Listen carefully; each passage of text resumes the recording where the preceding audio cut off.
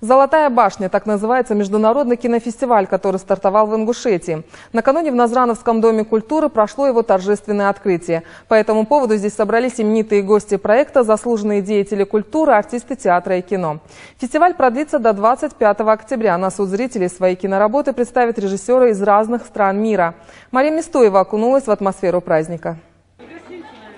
Красная дорожка, свет софитов, зал, томящийся в ожидании кумиров. Во Дворце культуры началось торжественное открытие первого международного кинофестиваля «Золотая башня». На сцене ведущие Зара Мальсагова и Тимофей Федоров объявляют имена известных артистов и творческих деятелей России, перечисляя их заслуги, достижения, награды. Это и Аристарх Ливанов, Светлана Светличная, Анна Фроловцева, Сергей Барышев, Зинаида Кириенко. Зал встречает каждого гостя овациями, ведь у именитых артистов театра и кино богатая творческая программа. Стихи, монологи, старые, но всеми любимые песни.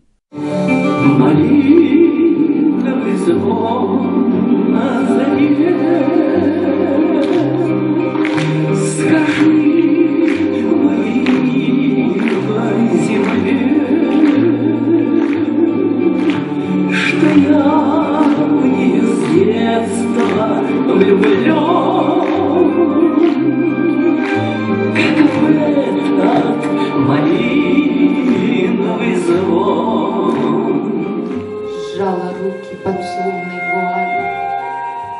Отчего ты сегодня бледна?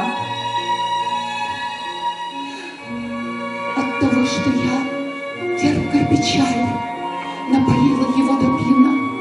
Как забуду, он вышел шатаясь, искривился мучительный рот. Я сбежала, перил не касаясь, я бежала за ним до ворот. Задыхаясь, я крикнула: шутка, все, что было. Уйдешь, я умру. Не забыли и про уже ушедших великих актеров. Некоторые зрители не могли сдержать эмоций, которые нахлынули при просмотре памятного видео. Фатима Мальсагова, несмотря на плохое самочувствие, осталась на церемонии до конца. У меня головокружение, долго сидеть не могу, но все равно я хочу посмотреть. Когда я смотрю вот это, я забываю про свои болезни, все сижу, очень мне понравилось.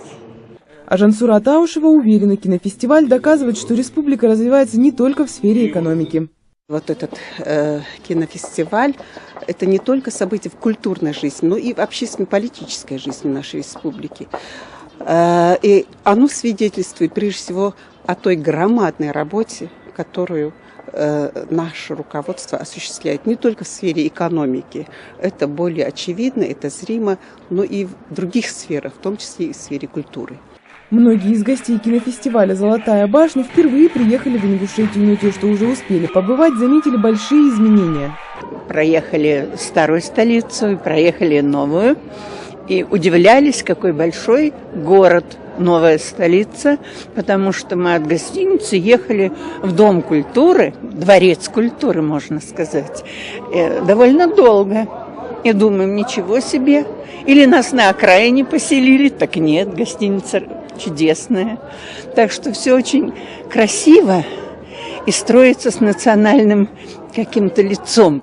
Анна Фроловцева наибольшую известность среди более молодого населения получила благодаря роли Галины Ивановны в сериале «Воронины». Актриса удивила, что в республике столько ее поклонников. Любят меня, видно, очень сильно, потому что я только делаю, что фоткаюсь.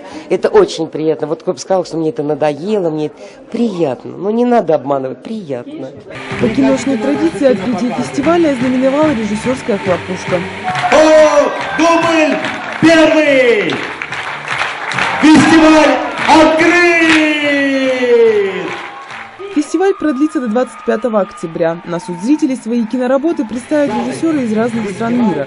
Организаторы приглашают жителей и гостей республики на просмотр кинолент. Вход бесплатный. С программой международного кинофестиваля «Золотая башня» можно ознакомиться на сайте Министерства культуры Ингушетии. Мария Мистоева, Сурфокусиев, Новости 24.